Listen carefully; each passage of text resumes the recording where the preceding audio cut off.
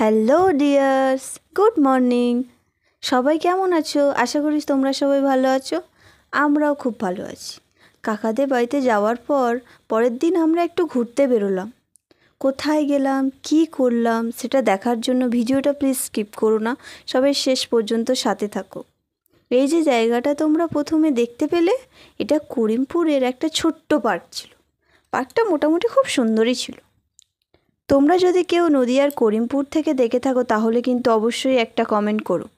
তোমরা যদি কখনো কেউ নদিয়ায় গিয়ে থাকো তাহলে পার্কটা গিয়ে একবার ঘুরে আসবে, তোমাদেরও খুব ভালো লাগবে। সেখানে গিয়ে বন্ধুদের সাথে খুব মজা করলাম, সাথে আমাদের কাকিমাও ছিল।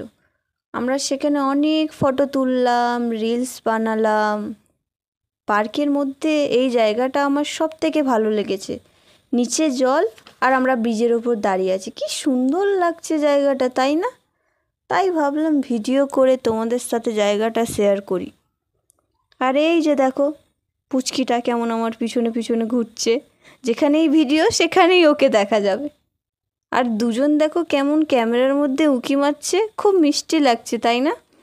এখন আমাদের পার্কটা ঘোরা শেষ হয়ে গেছে, তাই আমরা বেরিয়ে পড়লাম পার্ক থেকে।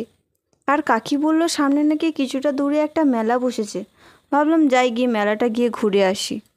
আর এনাকে দেখো, ভিডিও শেষ হওয়ার পথে হাই করছে। দেখো, তারপর আমরা চলে গেলাম মেলায় যাওয়ার জন্য। মেলায় ঢোকার কিছুক্ষণ আগে দেখলাম কয়েকজন দিদিরা হাতে আঁকা ছবি নিয়ে একটা স্টল দিয়েছে। ড্রয়িংগুলো খুব সুন্দর লাগছিল। দেখো, তোমাদের ভালো লেগেছে? ভালো লাগলে একটু কমেন্ট করে জানিও কেমন লেগেছে।